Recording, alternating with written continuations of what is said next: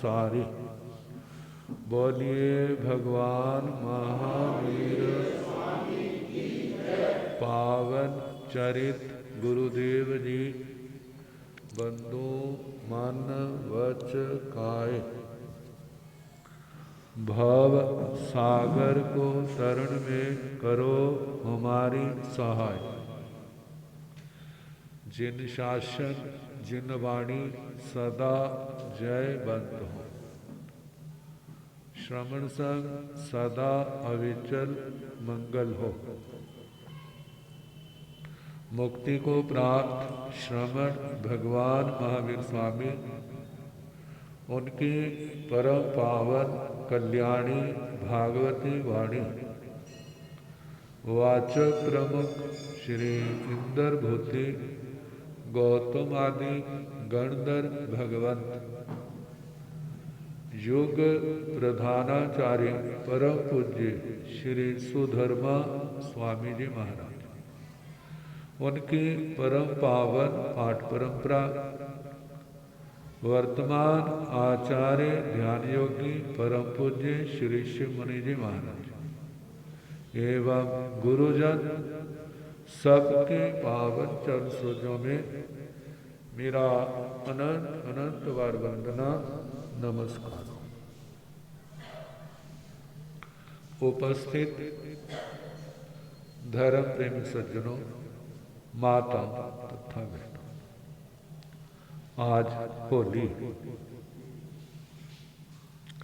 ਤੁਹਾਡੀ तो कल है, आपकी कल है, हमारी आज है। हमारी और तुम्हारी होली में क्या अंतर है?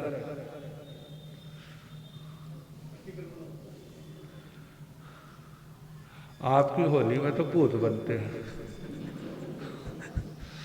भूत ही बनते हैं ना, कोई कैसे कोई कैसे, फिर गलियों में घूमते हैं,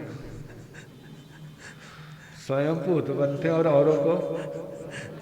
औरों को भूत बनाते हैं। इसलिए भूतों का पर्व है जी। लौकिक दृष्टि से,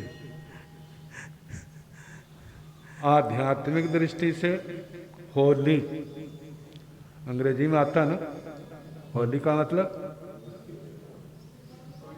पवित्रता, पवित्र आत्मा को होली बनाना। क्या बनाना? ये कैसे होगा? होली जलाना वो दुनिया में है, हमारे दूसरे को नहीं, अपने पाप को जलाना। अपना पाप कब जलेगा? बातों बातों से जल जाएगा। सोचो, मेरे पाप जल रहे हैं, मेरे पाप जल रहे हैं, मेरे पाप जल जाएंगे भला? रसोई में बैठ के बोलो, रोटी बन रही है, दाल बन रही है, सब्जी बन रही है, और चौकड़ी लगा के बैठ जाए। भावना में ताकत है ना। जो रोटी बन जाएगी तो इसका मतलब पाप भी फिर जल जाएंगे। जो रोटी नहीं बनी तो फिर इसका मतलब पाप भी नहीं जलेगा। पाप जलने का रास्ता कौन सा है? जलाने का रास्ता कौन सा है? किसी के पाप को कोई जलाने का रास्ता दिखा सकता है, लेकिन जला नहीं सकता। हमारे अरिहंत परमात्मा सबको रास्ता दिखाते हैं। कौन सा रास्ता? मोक्ष का। मोक्ष होगा कैसे? मोक्ष का मतलब छुटकारा। किससे छुटकारा? इस देह से छुटकारा तो अनंता बार हुआ। ये छुटकारा नहीं है। कौन सा? कार्बन शरीर से छुटकारा। कर्म क्या है? वो बंधन है, उनसे छुटकारा। और इसको बांधने वाले कौन है? मकड़ी के जाल की तरह, जैसे वो रेशम का कीड़ा होता है ना, मकड़ी अपनी जाली में फंस जाती है और रेशम का कीड़ा अपने और चारों ओर लपेट लेता है और बेचारे के सांस घुट जाता है और मर जाता है।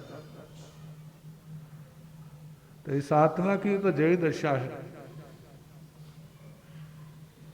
कितने कर्म कर लिए आज तक, और ऐसा कौन सा कर्म है जो इस आत्मा ने किया नहीं? अच्छा भी किया, बुरा भी किया, लेकिन एक मार्गदर्शक के अधीन रह करके ये काम करना। हमारे मार्गदर्शक किसको बनाए, किसको बनाया? पहले तो हमारे अरिहंत परमात्मा है। आज भगवान चले गए हैं मोक्ष में, लेकिन उनका पावन उपदेश आगमों के माध्यम से हमारे को मिलता है। उस मार्गदर्शन के अनुसार अभ्यास करो। अभ्यास करने वाला पूर्ण नहीं होता। अभ्यास करने वाला वो पूर्ण थोड़ा होता है। जब पूर्ण हो जाता है फिर उसको आगे कहां बढ़ना, आगे तो है ही नहीं। जब तक हमारे को पूर्णता नहीं मिलती तब तक जो अभ्यास करना है। जब तक पूर्णता नहीं मिलती, मिली हुई शक्ति को टिकाने के लिए भी अभ्यास करना है। और अभ्यास करना छोड़ दोगे फिर दिन प्रतिदिन जो अर्जित किया है वो भी क्या हो जाएगा? कोई भोला आदमी था, घर में शादी आ रही है ना, तो दूध की ज्यादा जरूरत पड़ेगी। घर में भैंस थी, चलो 2-4 दिन हम दूध नहीं लेंगे, उस दिन इकट्ठा ही ले लेंगे। और उसने दूध निकाला नहीं।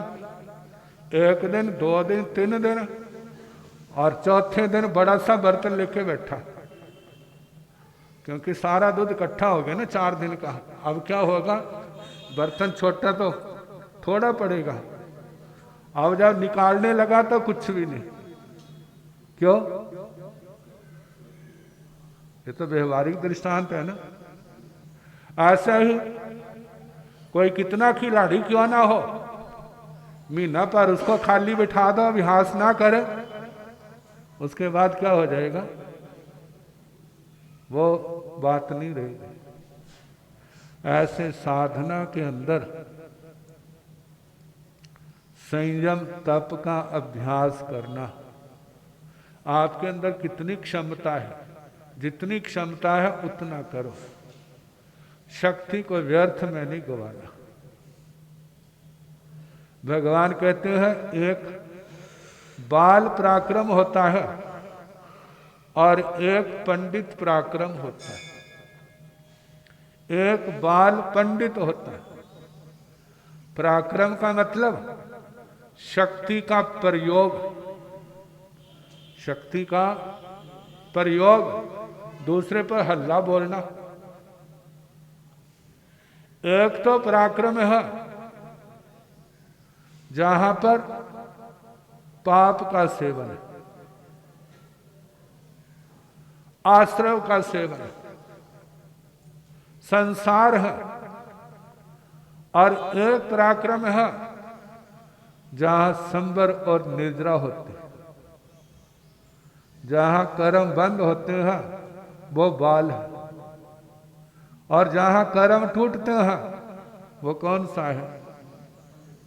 वो पंडित पराक्रम है। और एक बीच का भी है बाल पंडित, जो कर्म तोड़ते भी हैं और बांधते भी। जहां आश्रव, संबर, निर्जरा तीनों ही चलते हैं, वो बाल पंडित। विशुद्ध चर्या का पालन करने वाले साधु साधुया वो पंडित पराक्रम के अंदर आते हैं। और 18 पापों का सेवन करने वाले, उनकी शक्ति कहां जा रही है? बाल पराक्रम। केवल कर्म ही बढ़ रहे, आत्मा मैली हो रही। भौतिक थोड़े से सुख मिलते हैं, बड़ा खुश होता है मेरे को बहुत, लेकिन ये नहीं पता कितने कर्मों की गांठ बांध ली। बाल पंडित, श्रावक श्राविका, जितने अंशों में पाप छोड़ा, जितने अंशों में तपस्या कर रहे हैं उतने तो पंडित, और जितने अंशों में नहीं है उतने अंशों में बाल। अब शक्ति का प्रयोग, पंडित पराक्रम कौन सा है? जिसमें हमारी आत्मा का उत्थान हो, हमारी आत्मा के कर्मों के बंधन टूटे। जब ये टूटेंगे तभी तो आत्मा का कल्याण होगा। जैसे व्यक्ति पर बोझ है तो दबता जाता है, बोझ हल्का होता है तो फिर उठने लग जाता, सीधा होने लगता है, कमर सीधी कर लो। कब? जब बोझ हल्का होता, नहीं तो दबा हुआ। ऐसे ही जब कर्मों का बोझ आत्मा के ऊपर पड़ता है तो संसार में दबता है, दुर्गतियों में जाता है। जब कर्मों का बोझ हल्का होता है तो सुगति में जाता है। जब सारे कर्म टूट जाते हैं तो आत्मा का मोक्ष होता है। तो इस दिन कितने लोग तो तेले करते हैं, कितने पोषद करते हैं। ये तो हमारी परंपरा के अनुसार है ना। इस दिन बहुत कुछ होता है। इस दिन तामसिक साधनाएं भी बहुत होती है, जिसमें भूत प्रेतों की तामसिक चीजें, क्रूर प्रकृति की, उनकी आराधना भी होती है। और ये आराधना किस वास्ते होती है? छीना झपटी। छीना झपटी अपनी मुसीबत दूसरे के सिर पर डाल। ये तो संसार का मार्ग है, जो हमारे भगवान का रास्ता नहीं है। और जो दुनिया में अच्छी आत्मा है उनका भी ये रास्ता नहीं है। जो तामसिक प्रकृति के लोग हैं, राजसिक प्रकृति के लोग हैं, वो गलत साधना करते और उनका दुरुपयोग होता है। स्वयं दुखी रहते हैं और दूसरों को दुखी रखते हैं। उनका हमारे ऊपर कोई प्रभाव ना पड़े, इसलिए हमारे को सात्विक साधना का आश्रय लेना। हमारी सात्विक साधना क्या है? वही सात्विक साधना तेला कर लिया। कर्म काटो, किसके वास्ते करना? आत्म शुद्धि के लिए। हमारी साधनाएं संबर निर्जरा का कारण। संसार की भौतिक वस्तुओं की ओर ध्यान नहीं, मेरी आत्मा निर्मल हो। कहते हैं भौतिक वस्तुओं को प्राप्त करने के लिए तो हमारे शरीर में बल है, उस बल पराक्रम का प्रयोग करेंगे तो हो जाएगा सात्विक तरीके से। लेकिन धर्म आराधना वो हमारे को कर्म काटने के लिए करना। व्रत कर सकते हैं, पोषद कर सकते हैं, वो करो, नहीं तो आयमिल करो, एकाशने करो, द्वासने करो, रात का चुहार करो, पाठ करो, नवकार मंत्र का, लोगस का पाठ, नमोत्थनम का पाठ, उवसक हरंग का पाठ। ये आत्म शुद्धि के कारण है। और स्तोत्र पाठ है, हिंदी में है, संस्कृत में है, प्राकृत में है, इनका पाठ करना, इनका जाप करना। लेकिन उसके पीछे भावना एक निर्जरा के लिए, संबर के लिए। कहते हैं भौतिक वस्तुएं इस आत्मा ने, कौन सा सुख है भौतिक जो इस आत्मा ने एक बार नहीं अनंता बार नहीं भोगा, लेकिन तृप्ति नहीं हुई। तृप्ति को पाने का रास्ता जो संयम और तप का है, और वह भी जो आत्म शुद्धि के लिए होगा। व्यक्ति सोचता है मधु बिंदु की तरह एक बूंद और आ जाए ना फिर चलूंगा, लेकिन बूंदें तो खत्म नहीं होती, लेकिन उसकी आयु की टहनी क्या हो जाती है, वो टूट जाती। फिर आगे कहाँ जाएगा? लोग तो स्वर्गवासी कहेंगे, जाने वाले के लिए क्या कहेंगे? स्वर्गवासी। तो ऐसे सारे स्वर्गों में जाएंगे वाला। कौन से स्वर्गों में जाएंगे? भवनपति बनेंगे, बाणवेन पर ज्योतिषी बनेंगे, जहाँ वैमानिक बनेंगे। कहते बढ़िया कौन सा है वहां पे जो आपके अंदर ताकत है ना। जैसे श्रद्धांजलि सभा में प्रार्थना करते हैं ना, हे मेरी शासन देव से भगवान महावीर स्वामी के चरणों में प्रार्थना है। क्या प्रार्थना है? इस भाई को, इस माता को अपने चरणों में स्थान। क्या देखो भाई की कितनी चलती है भला, कहाँ तक चलती है? परमात्मा के चरणों में, क्या उनको स्थान दे। लेकिन वो तो दुनिया का सारा कूड़ा कचरा क्या भगवान के चरणों में चढ़ाना है? क्या वहां स्थान मिलेगा? वहां स्थान नहीं मिलेगा। वहां किनको स्थान मिलेगा? जिनकी आत्मा पूर्ण रूप से शुद्ध हो चुकी, जिन्होंने धर्म आराधना विशुद्ध रूप से की है। उसके लिए कोई प्रार्थना करे या ना करे, उसने अपने आप पहुंच जाना है। और जिसने नहीं की है, जितना मर्जी जोर लगा लो, वो वहां पहुंचने वाला, बिच्छे पकड़ने वाले उसको मिल जाएंगे। चल भाई, जिसके हाथ में आ गया वही उसको ले जाए।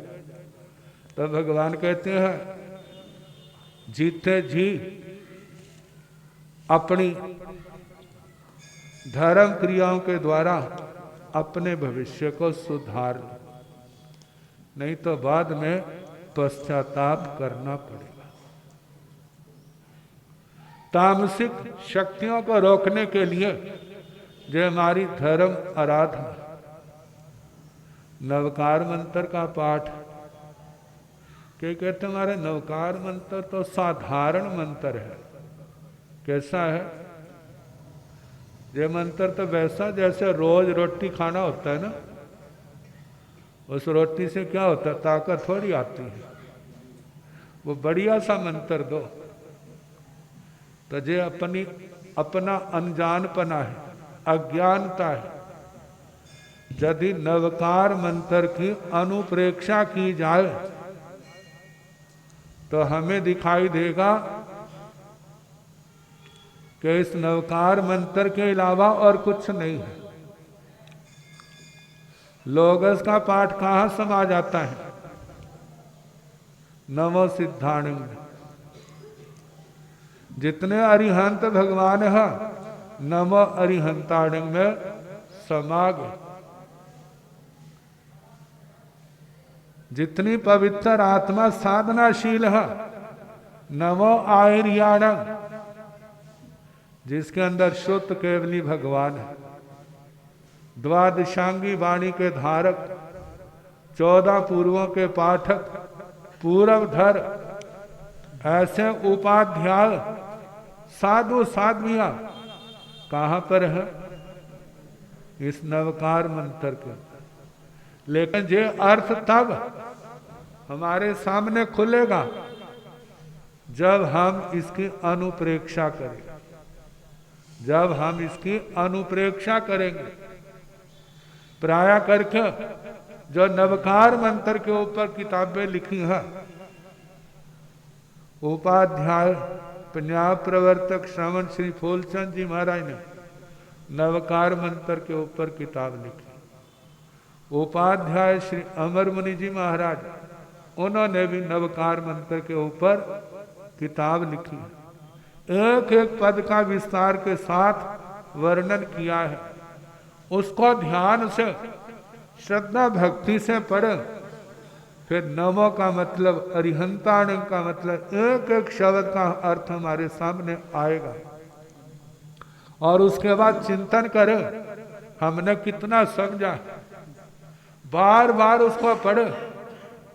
और जो भी साधना है बार बार की, 1.25 लाख का पाठ करना, 9.25 लाख का पाठ करना, 1.25 करोड़ का पाठ करना। कहते कौन करेगा? कहते करने वाले करेंगे, जिन्हें नहीं करना उनके लिए क्या, उसके तो माला भी बोझ लगते। तो ज्यादा से ज्यादा धर्म आराधना की, तब